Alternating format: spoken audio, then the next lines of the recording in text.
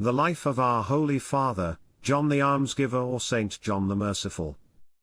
John, the great servant of God and his faithful high priest, who was named after almsgiving and received that exceptional and glorious title from his exceeding goodness which took Christ for its model. This John, I say, invites us to the present banquet of praise, and as dainty and free fare he sets before us to our common feast most pleasing tales of his achievements and his triumphs.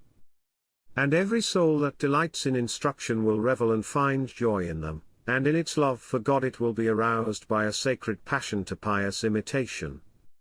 And the Lord of glory will be signally glorified, for he is always glorified in his own servants, and those that glorify him he glorifies splendidly in return. Come then. Let us, as best we may, begin our story. It cannot be complete, but we shall be graciously guided towards the end which we have set before us by John's merciful cooperation and intercession. This renowned light of the Church and great father among saints was the noble offspring and precious nursling of the island of the Cyprians, and was descended not from ignoble or ordinary ancestors, but from those of an illustrious family, and of brilliant renown.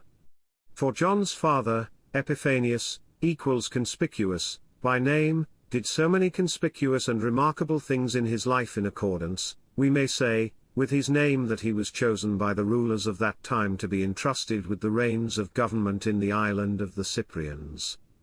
And we may, I think, reasonably suppose that his wife, I mean the mother of our wonderful John, had like her husband her share of good fortune and distinction. This noble lad was given a generous education by his noble parents, and was brought up in the fear of the Lord. As he grew in age he developed in body and progressed in spirit until he was joined to a wife in the partnership of lawful wedlock, not however by his own wish but in obedience to his father's authority did he take upon himself the yoke of marriage. Nor was it so much that he yielded readily but rather that he was forced thereto by constraint. And in his love of purity even after assuming the bonds of marriage he gave a proof of his great passion for the unmarried state.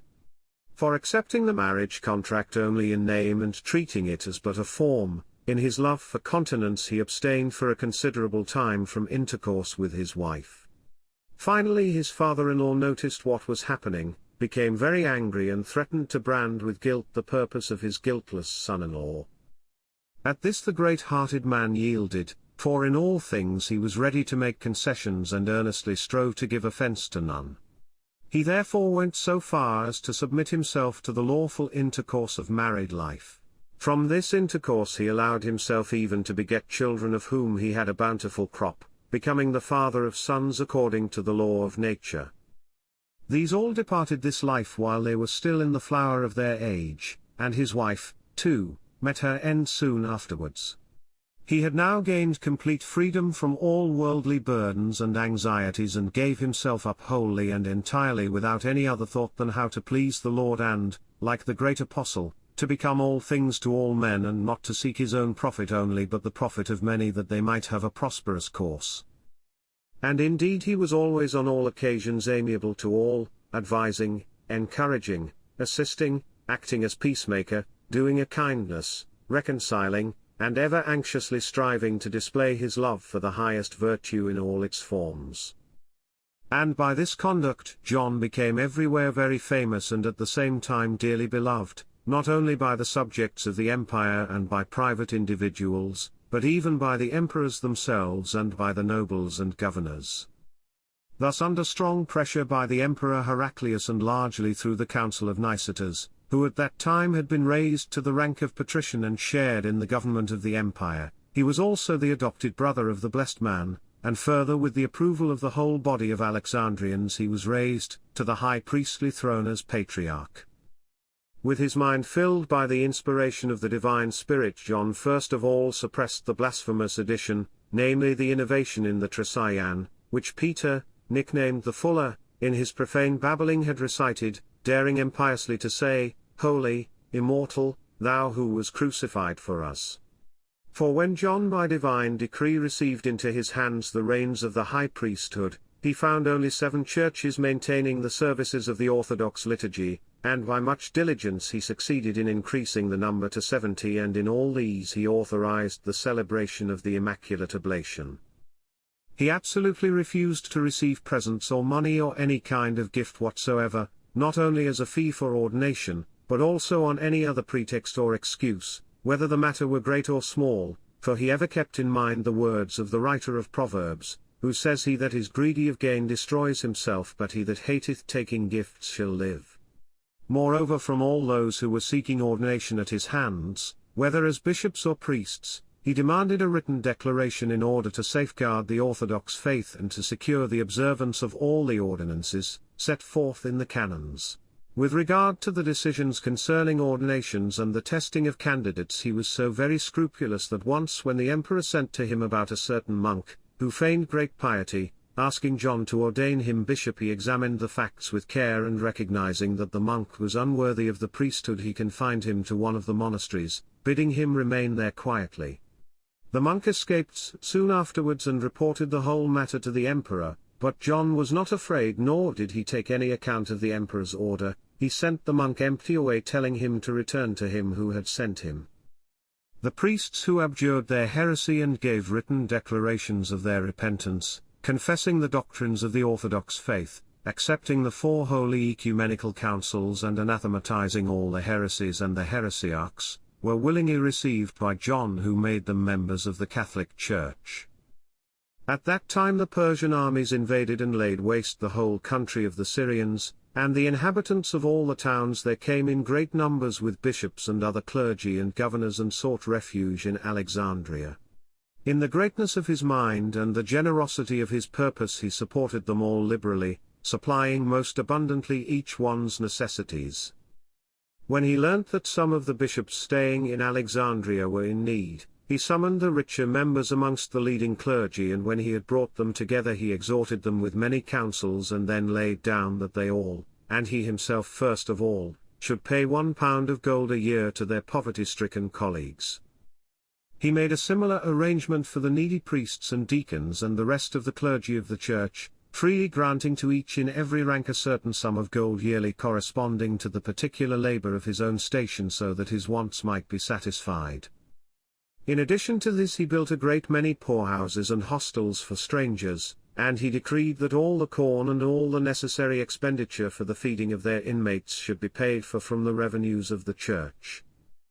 Once, when a severe famine was oppressing the city, and the holy man's stewards were, as usual, ceaselessly distributing money or some small gift to the needy, some destitute women, overcome with hunger and but lately risen from childbed, were obliged to hasten to receive help from the distributors while they were still in the grip of abdominal pains, deadly pale, and suffering grievously. When the wondrous man was told of this, he built 7 lying in hospitals in different parts of the city, ordered 40 beds to be kept ready in each, and arranged that every woman should rest quietly in these for 7 full days after her confinement, and then receive the third of a numisma and go home. It was not only for those in bodily need that he showed care, but he took special forethought for the salvation of those suffering from spiritual hunger. For instance, there was a lake in Alexandria, called Maria, in which a great quantity of papyrus grew, and the inhabitants of that district had been in the habit of cutting it down and using it as fuel instead of wood. And the boys, whose work it was to cut down the papyrus together with the men dwelling there, practiced the vice of sodomy unrestrainedly, and they had no house of prayer, no priest at all, they never heard the scriptures nor partook of the divine mysteries. When the inspired patriarch heard of these illegal doings and of this pollution, he ordered the boys to be brought away from that place, and he built houses of prayer for its inhabitants and set apart certain priests whom he appointed to minister to them and to teach them. After Rasmiozan the governor, or rather the general-in-chief of Khosroes, king of the Persians, had demolished all the holy places of Jerusalem, the news of this wickedness came to the ears of the thrice-blessed patriarch. When he heard of this horrible insolence and learned that all the holy things had been committed to the flames, then, just as though he had been an inhabitant of the places which had suffered thus, he sat down and made lament. He mourned for their desolation, not merely for 1 or 2 days, or 10 or 20 or even twice as many, but for a whole year, wailing and groaning bitterly he strove by his lamentations to outdo Jeremiah, who of old lamented over the capture of this same city, Jerusalem. And this lamentation he did not compose, as it were, without careful thought, leaving it to be forgotten, but he is said to have committed it to writing. And on receiving the news of this disaster he sent a man, dearly loved of God, Ctesippus by name, and at that time in charge of the monasteries of the Enetan, to view the destruction of the holy places in Jerusalem. And by his hands he sent a large sum of money and an abundance of corn, wine, oil and pulse, also garments for laymen and for monks, and for the sick various kinds of eatables, and finally, a great many beasts of burden for the distribution of these necessaries. He not only took much thought for those who had been captured in the towns, but he took measures with great care for those from the monasteries who had suffered a similar fate, and especially for the women from the convents. A number of the latter had been done to death by the Persians, and about 1,000 of the nuns were captured, so John sent a large sum of money to ransom them, and then he restored them all, settling them in convents. The Persian governors heard of John's surpassing liberality and boundless sympathy, for certainly he was most appropriately named the almsgiver, and therefore they were very eager to see him, for even an enemy respects a man's virtue, and they offered money to Dion, who was governor at that time, if he would make it possible for them to see him. Besides all this, John sent Theodore, bishop of Amathus, to rescue those who had been taken prisoners by the Madianians, and with him Anastasius, abbot of the Mount of the Great Antony, and Gregory, bishop of Rhinocorora. By their help he effected the rescue of very many captives, both men and women, whom he redeemed by paying a large sum of gold. But it was not only in the distribution of money and the ransoming of captives that he showed the generosity of his disposition, but also in the matter of his simple fare, for he had no hesitation in showing that his own humble style of living was to buy cheaply and be content with little. One day in the large church of the great martyr Manus he took a cup of wine in his hand and, when he noticed its bouquet and pleasant taste, he asked the steward where it had been bought and for how much. The steward replied that the wine had been brought from Palestine and purchased at a very high price, so John refused to drink it, saying, "Humble John does not drink such fragrant and excellent wine, bought, too, at so high a price. Pour me out rather some Mariotic wine, for its taste is nothing to boast of and its price is low." A certain John, at that time bishop of the town of Tiberias, escaped the barbaric invasion of the Persians, fled for refuge to the great city of the Alexandrians, and there reached the end of his life. He used to wear on his breast a gold cross inside which was a portion of the precious cross, and this he bequeathed to his heir. Now John longed to possess this and asked the man to take double its price and give him what he desired. The man took the sum agreed upon, then changed the pectoral cross and gave the patriarch another in place of it.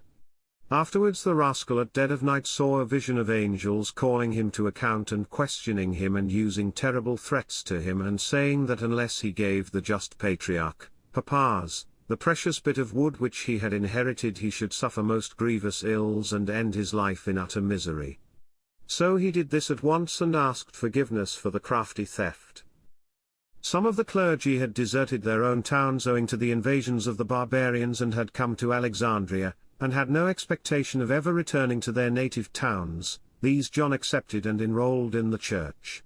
As these men had no shepherds, he did not insist on their supplying letters of introduction, but he took written declarations from them to prove their confession of the Orthodox faith, and their observance of the ecclesiastical canons. On hearing of the wholesale devastation of the Roman realm by the Persians, John decided to go to the emperor and open negotiations for peace. But, although he had drawn up his farewell speech and read it to all, the people of the city would not allow him to leave. After the Persian armies had utterly laid waste the whole of Syria, Phoenicia and Arabia and various cities besides, these sinners threatened to take even Alexandria itself. And then the holy man, having found out by God's help, that a murderous plot was being hatched against him, sailed away to his native country, Cyprus. Now a general, one Aspergurius by name, had been sent to Constantia in Cyprus but had not been admitted by the town, So he prepared himself for war against its citizens, and they on their side were arming themselves against him. And they were just on the point of engaging in this slaughter of each other when the all-admirable John, the disciple of the God of peace, intervened and induced both parties to seek reconciliation and succeeded in bringing them to terms. John once received relics from Jerusalem of Stephen, the first martyr, and of James the brother of our Lord, so he built a chapel in the name of this first great martyr, and having made a list of all his belongings he generously dedicated them to this chapel. Isaac, who was general at that time, betrayed the city of the Alexandrians to the Persians and then fled for refuge to Cyprus. There he found the most holy patriarch, Papas, and formed a murderous intrigue against him, intending to kill him on the Monday before Palm Sunday. The divine man was informed of this and therefore stayed at home and received nobody, and thus by God's providence he was miraculously saved from this deadly attack. But the author of this plot, the miserable Isaac, by the just judgment of the unsleeping providence of God, was savagely set upon by some men and murdered on the very day on which he had planned death against the righteous patriarch. John, the all-holy patriarch, Papas, when he had arrived at Constantia, paid reverent worship to the relics of the saints there, namely, Barnabas, the all-praiseworthy apostle, and Epiphanius, the great miracle worker, and afterwards went on to Amathus, and it was from there that he departed to be with his beloved Lord. An edition written by Leontius, Bishop of Neapolis in the island of Cyprus. Our purpose in writing this biography of the glorious patriarch is the same as that of the earnest and holy men who wrote before me, and that is, that from the study of his life all may gain spiritual profit and a desire to imitate his piety, and that men may ascribe glory and magnificence to the holy and worshipful Trinity, which in this, as in all things, from generation to generation exhibits its own luminaries to give light to those that sit in darkness and in the shadow of death which is caused by sin. Then again, my Christ-loving readers, we completely fail to admire the men of our own generation, even if they have lived lives well-pleasing unto God, but rather by the devil's instigation we often say to each other that in former times the lawlessness of men was not so multiplied, but now, the devil whispers, it is as the Holy Scripture foretold, because lawlessness has been multiplied, the love of many shall wax cold, hence we grow feeble in virtue. This is the second reason for my undertaking this incomplete story of the saint's life, to prove that even nowadays those who desire it and carry out their purpose by force have shown themselves more excellent than we, and have trodden the straight and narrow path and closed the mouth of those who utter unrighteous and soul-destroying thoughts. The others, who before us wrote about this wonderful man and high priest, John, have composed their works in a beautiful and lofty style, for they were powerful in word and deed. I mean John and Sophronius, men who feared God and loved virtue, true champions of piety. And yet, although they won so high a reputation, even they failed to tell all about this man's virtue, and were in the same case as industrious husbandmen. They, when gathering in the crop of a goodly and fruitful vineyard, even without wishing it, will be sure to leave something from the blessing of the harvest to the poor who follow in their footsteps and glean the grapes remaining on the vines, and of such gleaners we are indeed the least. And, although all these holy men strove in their zeal for God with all their powers to gather in the produce of this fruitful olive tree, for indeed the olives on it were very rich, since it was planted in the house of God, as says the psalmist David, yet the greater part of the fruit of the tree escaped their eye. This was by the Lord's dispensation, who was willing to accept also our modest and cold-hearted desire, just as he accepted the widow's 2 mites. For it was not with the idea of belittling them, or as though we could imitate their God-given wisdom, that we were anxious to commence writing this just man's glorious achievements, but in the first place because we thought it not right to bury in silence things that would bring profit to those who heard them, lest we, too, should incur the condemnation which was pronounced on the servant who buried his talent in the earth. And furthermore because the achievements and pleasant tales collected in this account of ours were not included in the eulogies of that true saint, the blessed John, written by the worthy men whose names we have mentioned. Lastly, since those historians were clever and skilful writers, they have drawn a picture of their subject in a clever and exalted manner, and this very fact spurred us on still more to undertake our present work, which relates John's life in a prosaic, unadorned and popular style so that even the unlearned and ignorant men can profit from our words. I, all unworthy as I am, came up to Alexandria to revere the holy and victorious martyrs, Cyrus and John, and to enjoy their succor, and while I was in Alexandria, I met with certain pious Christian men, and as we were conversing about biblical and other edifying narratives, a stranger came up to us asking alms, for, said he, I have only just been rescued from my captivity under the Persians. Now it chanced that not one of us sitting there had either a large coin or even any small change with us. A servant of one of our company happened to be with his master. He was a hot water carrier at the baths, who received only 3 nomismata a year, and had a wife and 2 children. When the beggar was going away, this man followed him quietly, took off a small silver cross he was wearing, and gave it to him, saying that besides that he had only a 6pence in the world. Thus by chance, or rather through the good purpose of the all-wise God, I was privileged to see what he did, and deeply moved, I forthwith recounted it to the man sitting next to me, one Manus by name, a virtuous, God-fearing man who was also treasurer of the most holy church in the time of the glorious and ever-blessed patriarch John. He, seeing me astonished and full of praise for the man who had done this deed of charity, said to me, Do not be surprised, for he practices that virtue by tradition and from instruction. On my replying, How so? For pity's sake enlighten me. He answered, He was servant to our most saintly, thrice-blessed patriarch John, and like a true son he has inherited his father's virtue. For the holy man once said to him, Humble Zacharias, be charitable, for then you have a promise from God through me, a miserable sinner, that neither during my lifetime, nor after my death, will God desert you. And this promise he keeps to the present day. For God sends him many blessings, and of these he spends nothing save that which he distributes forthwith to the poor, almost reducing his own household to want.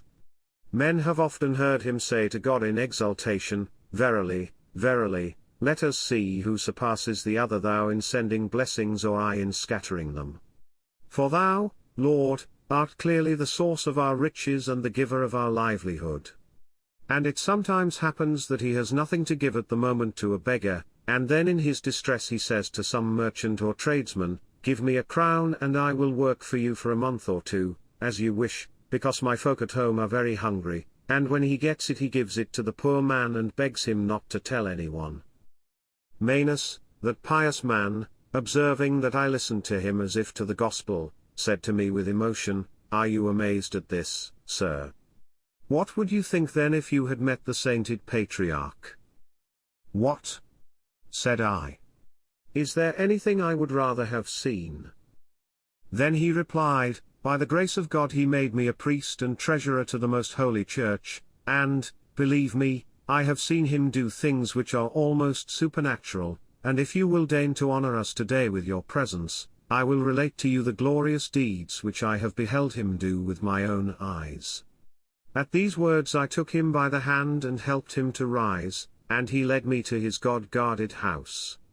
But when he wanted us to sit down to table at once, I said to him, It is not right, Master, to neglect the soul's nourishment and to satisfy the body before the soul. Let us rather first partake of the food which perisheth not, and afterwards attend to the wants of the body. Then he began to give a truthful account of the holy man's life. He said, His first and most remarkable achievement is that he never at any time used an oath. I at once asked for ink and paper and wrote down all he said, word for word.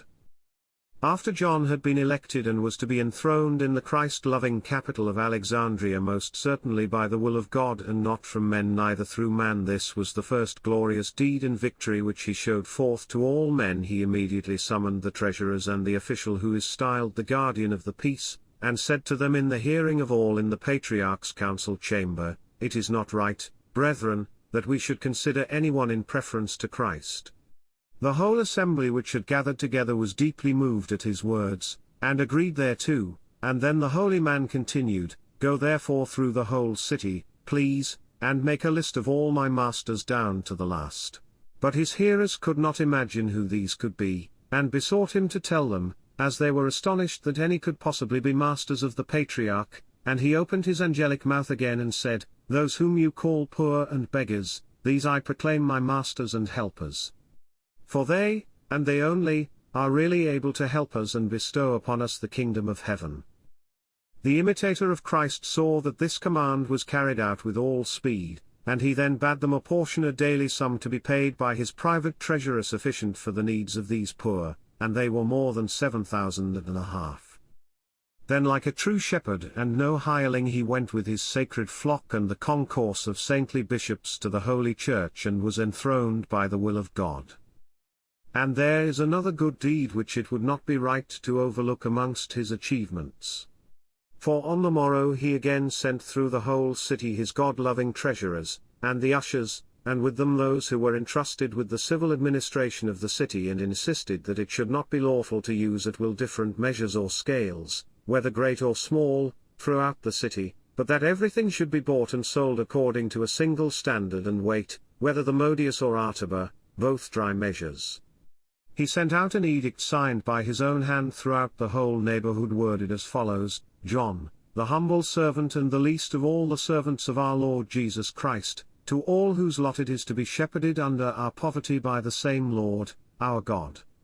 The inspired and blessed apostle, Paul, gave this command and law to all through Christ who spoke in him: obey them that have the rule over you, and submit to them, for they watch in behalf of our souls, as they that shall give account.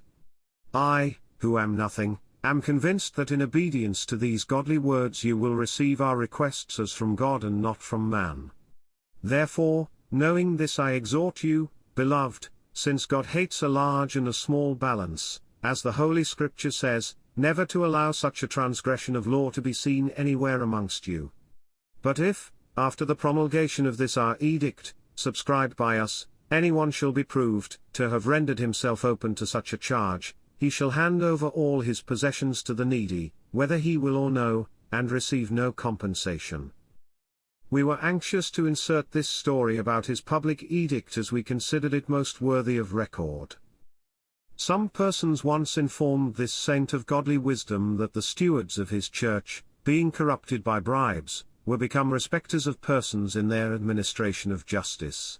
Thereupon he convoked them without delay and without bringing any charge against them. He increased the salaries they had received hitherto, and at the same time made it an inflexible rule that they should never take a gift from anyone whatsoever, for, said he, fire shall consume the houses of the receivers of bribes. Consequently, by God's grace, their households from that time on prospered so exceedingly that some of them did not take their additional pay.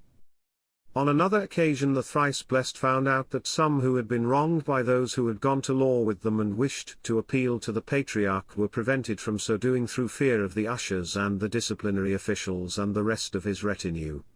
So he devised the following plan, which was pleasing unto God. Every Wednesday and Friday, he had a seat and 2 stools placed in the open in front of the church, and there he sat in company with a few virtuous men, or with the gospel in his hands, and allowed no member of his great retinue to approach him except one disciplinary official. He was anxious to give confidence and ready access to those who wished to consult him, and on their behalf he caused justice to be done immediately by the disciplinary officials, and he used to order the latter not to touch food until they had settled the matter. And he said so that all could hear, if we men have confidence that we can at any time enter into God's house with our petitions and make our requests known to the unapproachable, the Lord of all creation, and we are impatient for our prayer to be granted, and we importune him not to delay, nay, rather we at once cry in the words of the prophet, let thy tender mercies speedily prevent us, O Lord. Is it not then our duty to fulfill the requests of our fellow servants with all speed, remembering the words of our Lord, with what measure ye mete, it shall be measured unto you again, and those of the prophet, as thou hast done, so be it done unto thee. One day the admirable man went out as usual and sat in his accustomed place until the 5th hour, and as nobody came to him he returned all tearful and cast down. No one ventured to ask the reason of his despondency until the saint Sophronius, who chanced to be present, said to him in private, What is the cause, God-guarded master, of this melancholy which is weighing down your holy soul, and has cast us all into sudden dismay?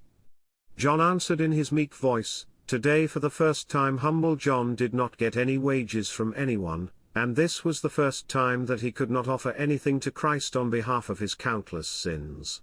Then, inspired by God, Sophronius replied to the hierarch, for he at once guessed the reason of the patriarch's sorrow, "Today you ought rather to rejoice and be delighted, most blessed master, for you are truly blessed if you have brought such peace to the flock entrusted to you, that nobody has a quarrel or dispute with his neighbor, but they are like the angels, free from enmity and from lawsuits." When the truly meek shepherd felt satisfied that Sophronius had spoken the truth, he lifted his eyes to heaven and said, "I thank thee, O God, who hast allowed me, unworthy as I am, to be called thy priest and, though the least of men and a sinner, to be the shepherd of a reasonable flock." Then he immediately laid aside all his despondency, and much joy was added to him in his humility. Some men say that Constantine, who reigned after Heraclius, whose son he was, imitated John in this respect. During the lifetime of this saintly patriarch, the Persians came up and laid waste Syria, and took its inhabitants captive. All who escaped from the hands of the godless Persians ran to the person of the thrice blessed as if to a waveless harbor, praying that they, too, might enjoy help and assistance from him, and the blessed man welcomed and consoled them, not as if they were prisoners of war, but as though they were in truth his natural brothers.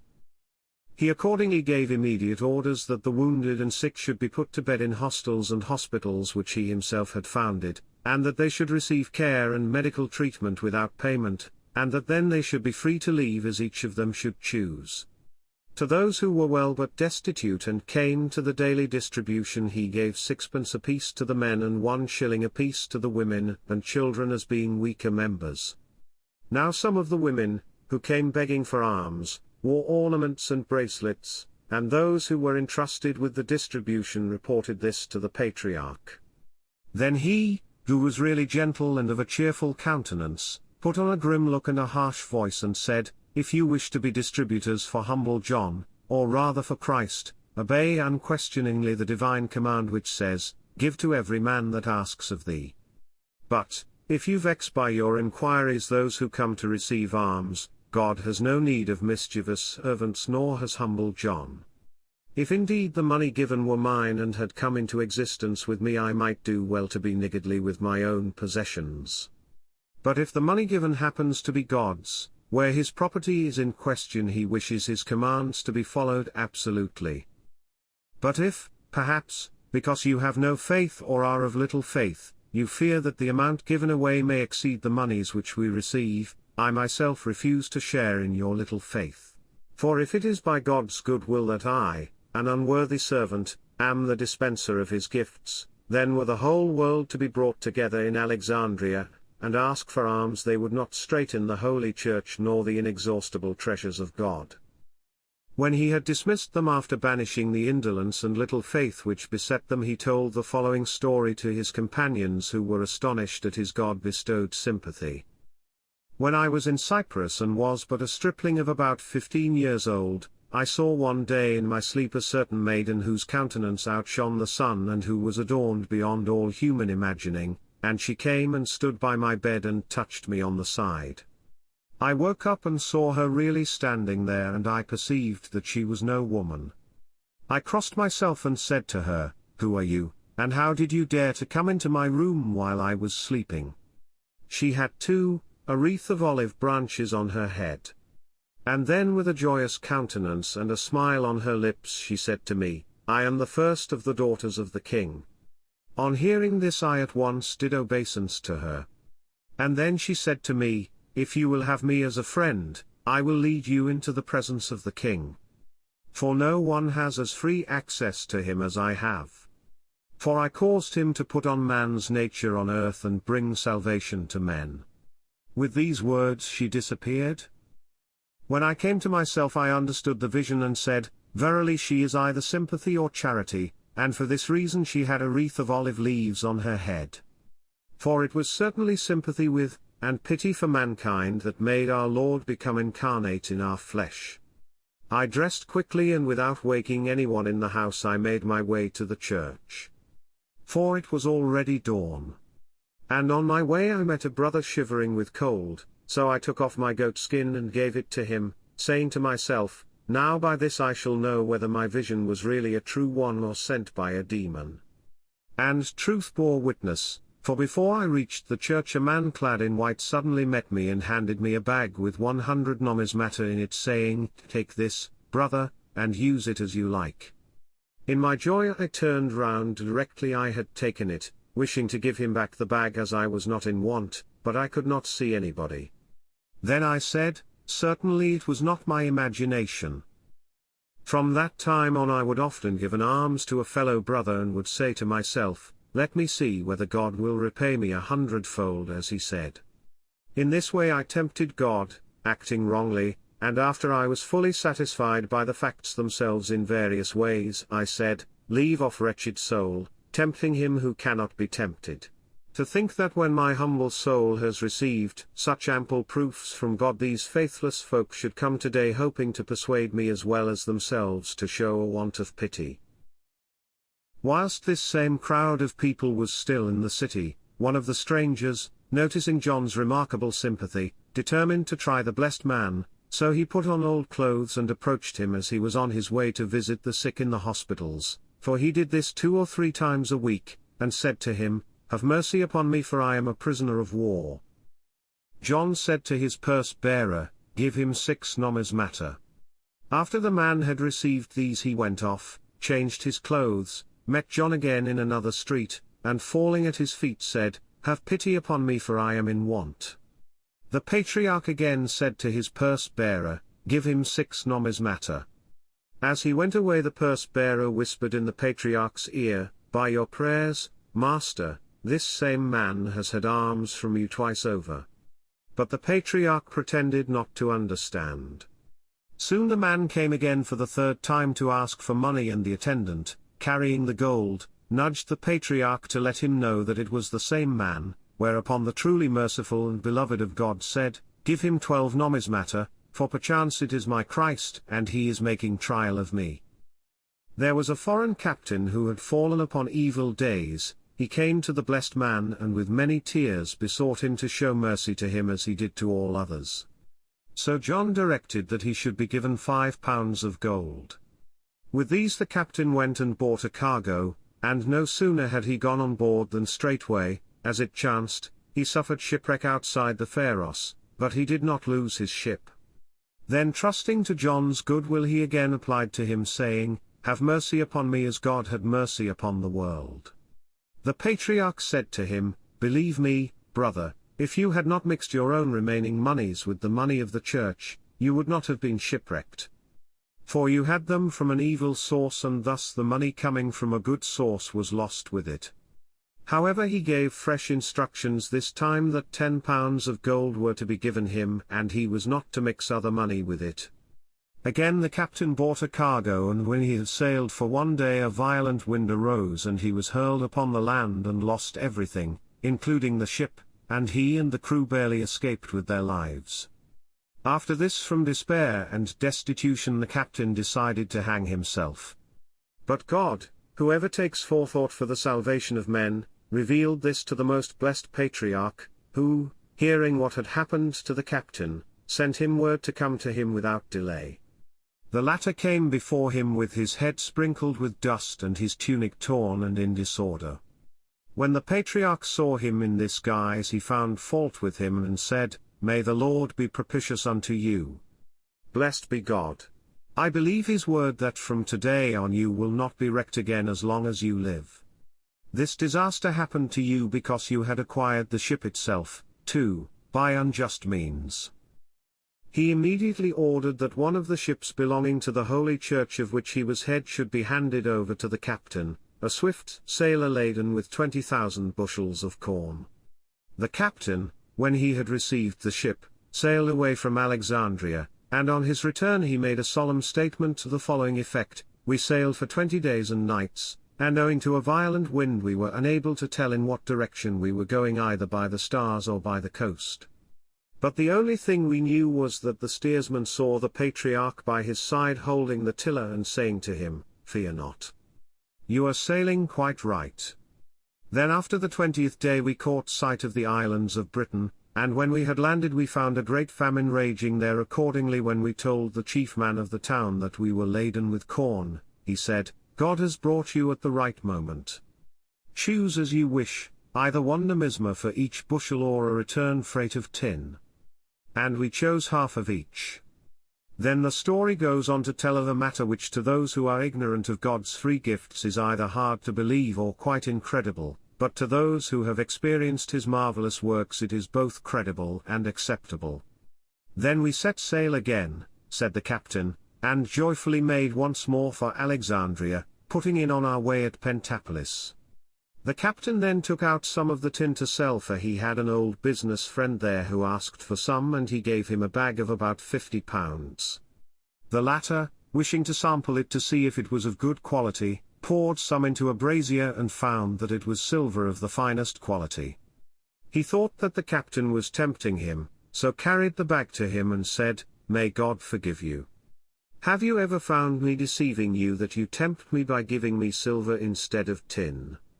The captain was dumbfounded by his words and replied, Believe me, I thought it was tin. But if he who turned the water into wine has turned my tin into silver in answer to the patriarch's prayers, that is nothing strange.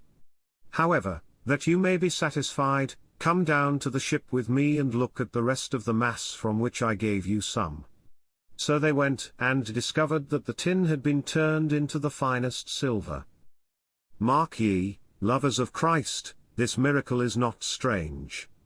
For he who multiplied the 5 loaves and at another time converted the waters of the Nile into blood, transformed a rod into a serpent, and changed fire into dew, easily accomplished this miracle, too, in order to enrich his servant and show mercy to the captain. One Sunday when this saintly man was going down to his church there came to him one whose whole house had been despoiled by burglars. They had taken everything even down to his mattress. The sufferer was in great distress, but, as those who had robbed his house could not be found in spite of a strict search, he was finally obliged by his extreme want, very shamefacedly, to apply to the saint and told him about his misfortune. The saint was very sorry for him, for he was one of the prominent foreign residents, and whispered to the man in charge of the gold to give him 15 pounds of gold. When the latter went out to give the money to the man, he took counsel with the cashier and with the treasurer, and at the devil's prompting they grudged him so large a sum and gave him only 5 pounds. On the venerable archbishop's return from the service, a widow woman, who had an only son, brought him news that she intended to give him 500 pounds of gold. After he had received this message and dismissed his venerable council, he summoned the stewards and said to them, How many pounds did you give to my suppliant? And they answered, 15 pounds, sir, as your holiness commanded. But by the grace residing in him he perceived that they were lying, so he sent for the recipient and asked him how much he had received. On his replying 5 pounds, the saint produced from his venerable hand the bond the woman had given him and said to them, God will demand the other 100 pounds from you, for, if you had given 15 pounds as my humbleness ordered, she who has offered me 500 pounds would have given 15, and to convince you of this I will send and ask the giver to come. He dispatched 2 pious men to fetch the very pious woman, who had given him the bond, and to bring her to the baptistery. He sent her a message, Come to my humbleness and bring with you the offering which God put it into your heart to bring to him. She arose hurriedly and came into the presence of the saint, bringing the sum of money with her. After receiving her oblation and bestowing many blessings upon her and her son, the patriarch said to her, I charge you by your prayers, mother, tell me, did you intend to give only this to Christ or a little more in addition? As she perceived that the inspired man had guessed what she had done, she fell to trembling and said, By your reverence's holy prayers and by my patron saint, Manus, I had written 1500 on the bond, and an hour before I gave it to your reverence as I was standing during the service, I opened it unthinkingly and read it. I, your unworthy servant, had written it with my own hand, and yet I found that the 10 had got wiped out of itself. Then in my amazement I said to myself, evidently it is God's will that I should not give more than 5. When the patriarch had dismissed the pious woman, the stewards who had disobeyed him fell at his feet craving his forgiveness and assuring him that they would never transgress again. Nicetas, the patrician, had observed this virtuous man's great-mindedness and seen that his hand was open unsparingly and gave to all as if from an ever-flowing spring. At the suggestion of certain slanderers he visited the saint and said to him, "The empire is in great straits and needs money. Therefore instead of spending so prodigally the money that comes into you, give it into the public purse for the benefit of the empire." The saint remained unperturbed by these words and replied, "To my mind, my lord, it is not right to give to an earthly king what is offered to the heavenly king. But even if your heart is set on some such plan, let me tell you that humble John will not give you a penny. But see, the money chest of Christ is there under my lowly bed. Do as you will." The patrician got up at once and shouted to his own followers to carry off the treasure. He loaded them with all the money, only leaving the patriarch 100 pounds. As the men were going down carrying their burden, others were coming up carrying small jars containing money sent to the patriarch from Africa, labeled either finest honey or unsmoked honey. The patrician read the labels as he went down and asked the patriarch to send him some of this honey for his cellar, for he knew well that the saint never bore malice. When the man in charge of the jars came up and gave the patriarch the documents he carried, he announced to him that there was money instead of honey in the jars.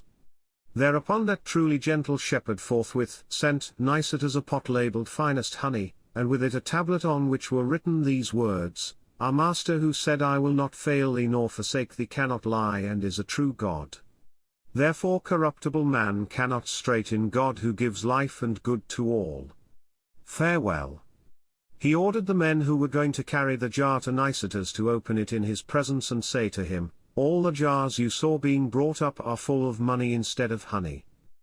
Now it happened that the men bearing the jar as well as the patriarch's note were brought to Nicetas as he sat at table, and when they came in and he saw only one jar, he said, "Tell him, surely you are angry with me, great Lord, you have not in the past sent me only one jar." After handing him the tablet, when they had unsealed the jar, the men straightway poured out all the contents, and informed him that the rest of the jars which he had seen were likewise all filled with money. Then when he read the words, "Corruptible man is unable to straiten God," he was pricked to the heart by the message and said, "As the Lord liveth, neither will Nicetas straiten him, for he is but a sinful and corruptible man himself."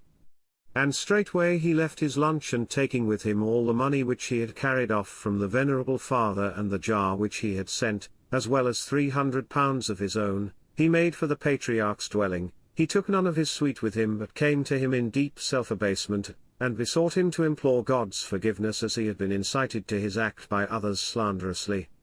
He also assured the patriarch that, if he assigned him a penance, he would willingly accept and fulfill it.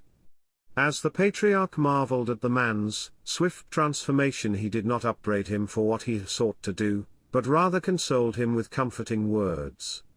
And from that day so strong a bond of affection was knit between the two men, that the patriarch became the godfather of the patrician's children. He that tempted Abraham for our advantage, that the whole world might know and imitate his faith which was known only to God, also tempted this glorious John. Now the manner of his temptation has become an example for the benefit of God's holy churches, and this was the temptation. An indescribable number of fugitives from the Persians invaded Alexandria, as I have said before, and great scarcity of food prevailed because the river had not risen to its usual height. Therefore, after he had spent all the money he had, the holy patriarch sent and borrowed about 100 pounds from divers good Christians. After these two had been spent in their turn, the famine still prevailed, and no one was willing to lend him any more, as all feared the persistence of the famine. Since the need of those who had come to look for his support was still urgent, the blessed man continued in much anxiety and prayer. Now a certain landowner who lived in the city noticed the straits, or rather the absolute poverty, to which the saint had been reduced. Now his wish was to become a deacon of the Holy Church, but he had married a second time. So he hoped to persuade the holy man to ordain him by reason of the stress which encompassed him on every side, and he sent a petition to him in the following terms, for he did not dare to utter such a request to his face: to the most holy and thrice blessed Father of fathers, John the deputy of Christ, the request and petition of Cosmas, an unworthy servant of the servants of thy holiness.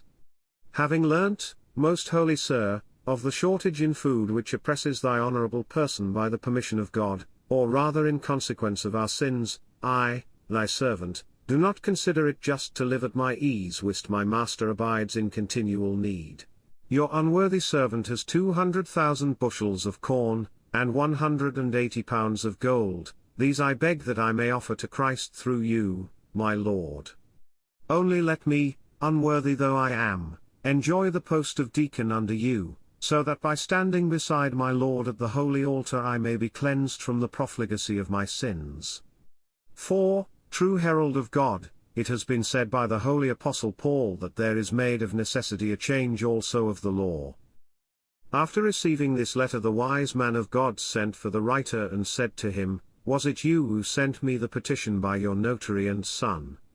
And on his answering, Yes, Master, the blessed man sent everybody out of the room, as in his great sympathy he did not wish to humiliate Cosmas before them all.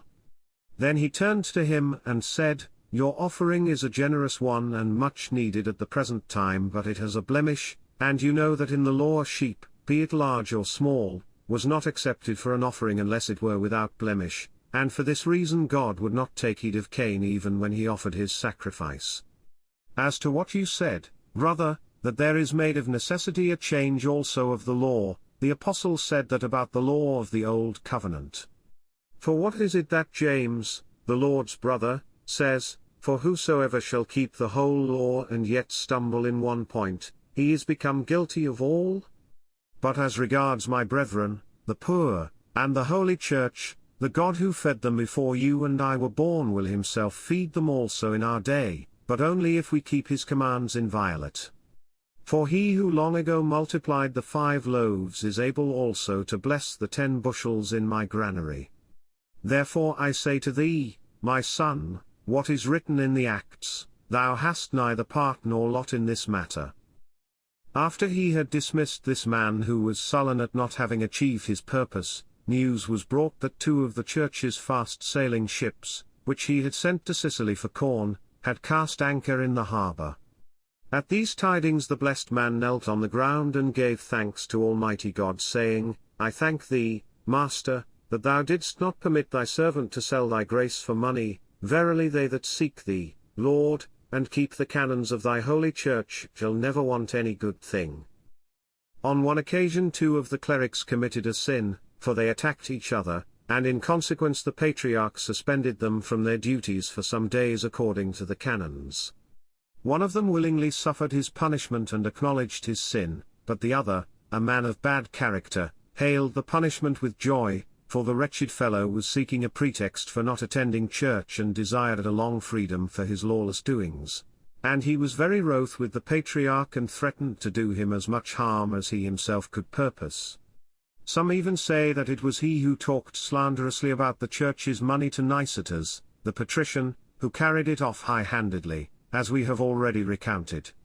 This fellow's maliciousness and perverse purpose were reported to the blessed patriarch, who, being a true shepherd, called to mind him who said, Who is weak and I am not weak? And again, You that are strong bear ye the infirmities of the weak. Accordingly he determined to send for him, exhort him fittingly, and release him from the suspension, for he saw that the wolf was trying to seize the sheep.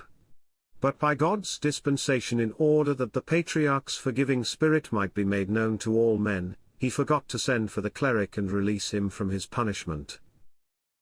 When Easter Sunday came round and he was near the holy altar to offer the bloodless sacrifice, and the deacon had all but reached the close of the Catholic prayer, and the holy veil was about to be lifted, he suddenly thought of the malicious cleric. And straightway he remembered the divine command which says, If therefore thou art offering thy gift at the altar, and there rememberest that thy brother hath aught against thee, leave there thy gift before the altar and go thy way, first be reconciled to thy brother and then come and offer thy gift. He instructed the deacon to begin the deacon's prayer over again, and when he had finished, to repeat it once again, until his holiness returned. For he pretended that his stomach was troubling him. Then he went into the sacristy of the church and at once dispatched about 20 vergers to search for the evil-minded cleric, since the shepherd's intention was to snatch the sheep from the lion's mouth. And God, who does the will of those who fear him, caused the cleric to fall into their hands at once, and when he was brought in, the patriarch first of all, so a witness testifies, threw himself down and said, "Forgive me, brother." Then through awe of the honorable patriarch's high priesthood and the presence of the onlookers, but still more through fear of condemnation and dread lest fire should come down from heaven at that very moment, and destroy him as he looked at that venerable grey head lying on the ground, the cleric too threw himself on his knees begging for forgiveness and mercy. After the patriarch had said, "May God forgive us all," they both arose and went into the church. And thus with great joy and delight the patriarch stood before the holy altar with a clear conscience and was able to say to God, "Forgive us our debts, as we forgive our debtors." From that day the cleric who held the post of reader in the church was so chastened and filled with compunction that later he was accounted worthy to be ordained priest. Some of the inspired fathers of the church say, it is characteristic of the angels never to fight at all, but to abide in complete and perpetual peace, of men to quarrel indeed, but to be reconciled immediately and without delay, of demons to fight and to remain unreconciled all day long. I write this, lovers of Christ, as an introduction to the following narrative. It happened one day that this glorious patriarch had a dispute with the aforementioned patrician, Nicetas, about a public matter. The cause of the quarrel must also be stated as it is edifying. This was the quarrel. The patrician on his side wanted to regulate the market so as to ensure a profit for the state, whereas the patriarch could not tolerate this because he took thought for the welfare of the poor. They argued about this for a long time in the council room, and, as they could not come to an agreement, they separated in anger and unreconciled to each other. It was then the 5th hour. The patriarch's resistance and bitterness were in support of God's command, while the patricians were for the sake of a financial profit. Yet a righteous man says, man ought not to grow angry either for a reasonable, or unreasonable cause. So at the 11th hour the patriarch sent this memorable message to the patrician by the hands of the chief elder accompanied by the clergy, "Master, the sun is nigh setting." When Nicetas heard the message, he could not bear the fever in his heart but, as if pricked to the soul by the divine fire of the saint's message, he suddenly dissolved into tears and rising, went to seek the blessed man. Directly the righteous man saw him he said, "The son of the church, ever obedient to her voice, has done well to come." Next they both knelt down and embraced each other, then seating themselves, the patriarch opened his wise mouth and said, "Truly, Master, had I not known that you were very disturbed about this matter, I should not have hesitated to come to your lordship. For our Lord and God, Jesus Christ, used to go round the towns and villages and houses himself and visited individuals, too." All present were edified and amazed by the patriarch's humility, and the patrician answered, "Really, Father, my ears are no longer big enough to hold all the slanderous tales people come and tell me." Thereupon the wise teacher said to him, "Listen, son and brother. If we were prepared to believe all we hear, we should be responsible for many sins, especially at the present time when the majority of men hate one another. For I, too, was often led astray by persons who brought me information about public affairs, and often after I had inflicted punishment wrongfully I found I had been misdirected, for others would come later and tell me that I had been misinformed in giving my judgment. Therefore after this had happened to me 2 or 3 times I made it a rule for myself never to give effect to any decision except after hearing both parties and to assign to those who brought me information, if their information was false, the same punishment as that which was fitting for the man informed against. So from that day nobody ventures to come to me with information about anybody without danger to himself. Wherefore, my son, I adjure and advise your excellency to do likewise. For those entrusted with authority have often been known to put innocent men to death, if they have been credulous and have decided cases that came before them without full inquiry.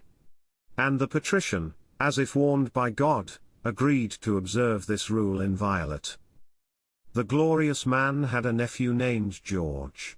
One day this nephew had a quarrel with one of the shopkeepers in the town, and was grievously insulted by him. George was bitterly vexed, not only because he had been publicly dishonored, but more because it had been at the hands of a mean fellow, and most of all because he was the nephew of the patriarch, so he went to see the latter in his private room weeping bitterly. When the gentle patriarch beheld him so distressed and tearful, he inquired the reason for his state of misery, wishing to learn what had caused it. George, however, could not himself give a clear statement because of the bitterness of soul which had overmastered him. Accordingly his companions who had been present when this insult was put upon him by the shopkeeper began to explain the reason to the patriarch.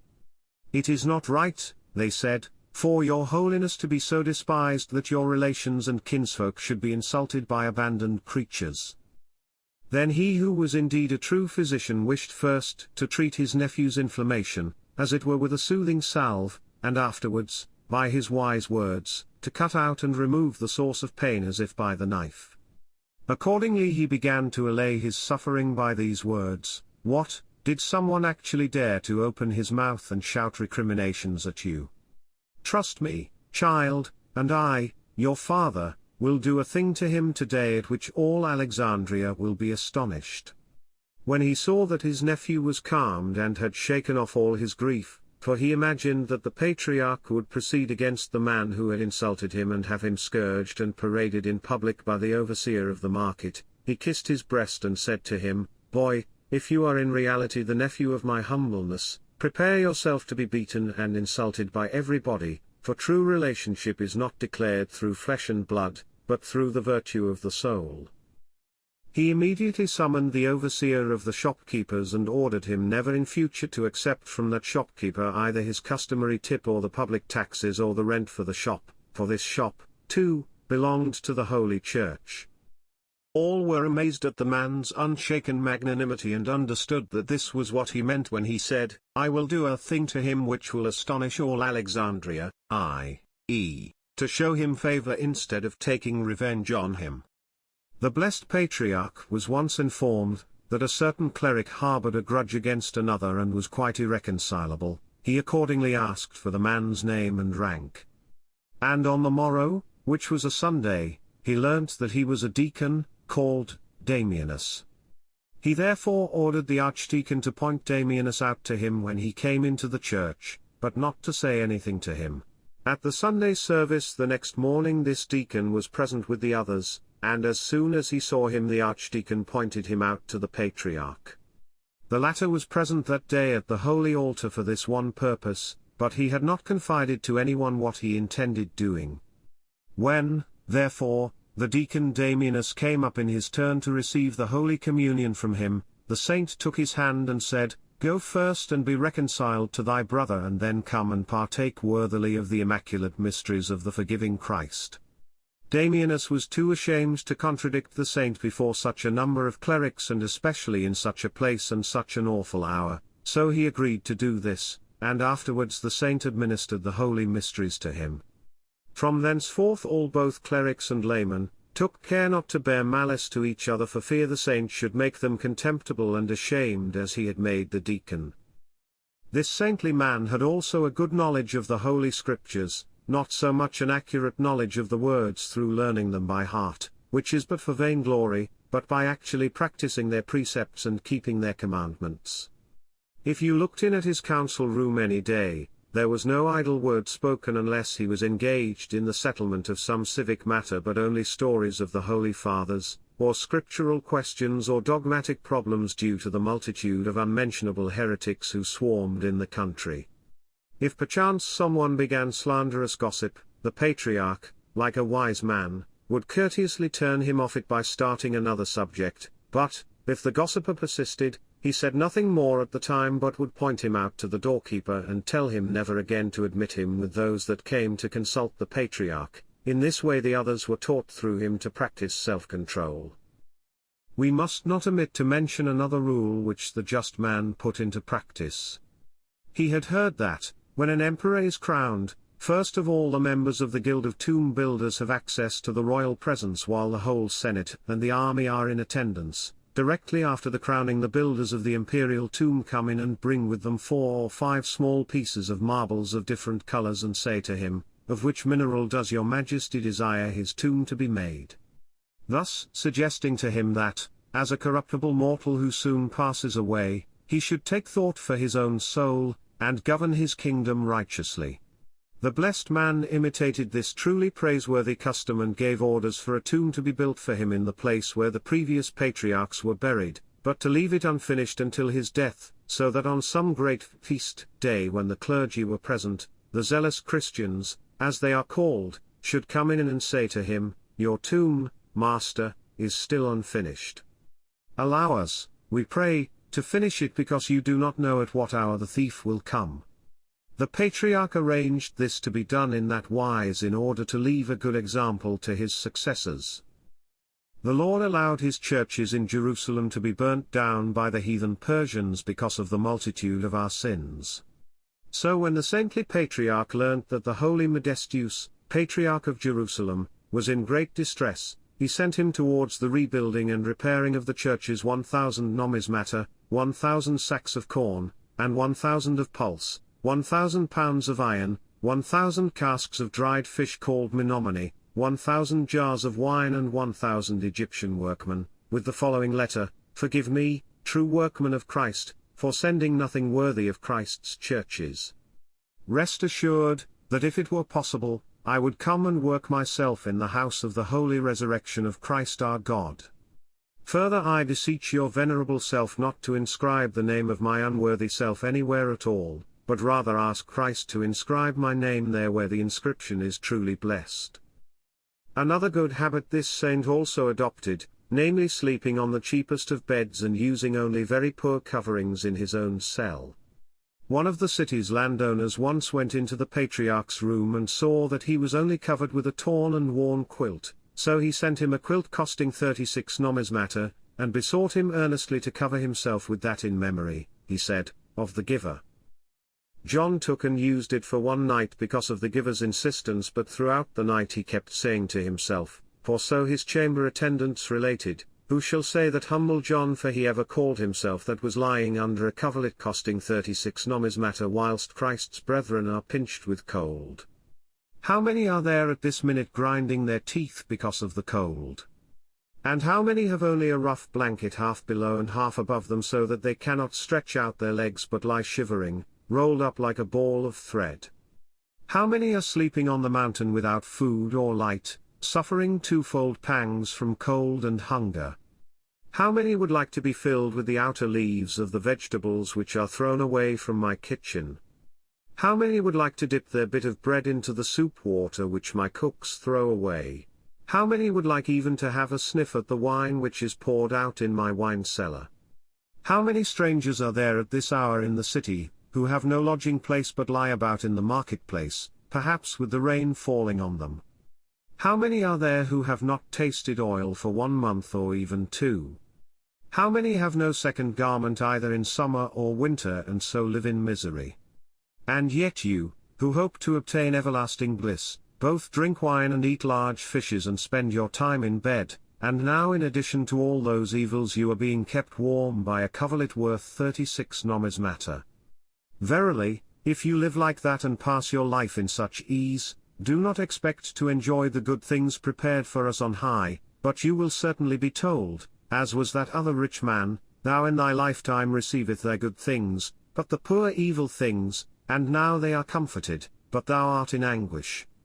Blessed be God. You shall not cover humble John a second night. For it is right and acceptable to God that 144 of your brothers and masters should be covered rather than you, one miserable creature. For 4 rough blankets could be bought for 1 numisma. Early on the following morning, therefore, he sent it to be sold, but the man who had given it saw it and bought it for 36 numismata, and again brought it to the patriarch. But when he saw it put up for sale again the next day, he bought it once more and carried it to the patriarch and implored him to use it. When he had done this for the third time, the saint said to him jokingly, "Let us see whether you or I will give up first." For the man was exceedingly well-to-do, and the saint took pleasure in getting money out of him, and he used to say that if with the object of giving to the poor anybody were able, without ill will, to strip the rich right down to their shirts, he would not do wrong, more especially if they were heartless skinflints. For thereby he gets a twofold profit: firstly he saves their souls, and secondly he himself will gain no small reward therefrom. And to confirm this saying he would adduce as trustworthy evidence the tale about Street Epiphanius and John the Patriarch of Jerusalem, to wit that the former would skilfully steal away the Patriarch John's silver and give it to the poor,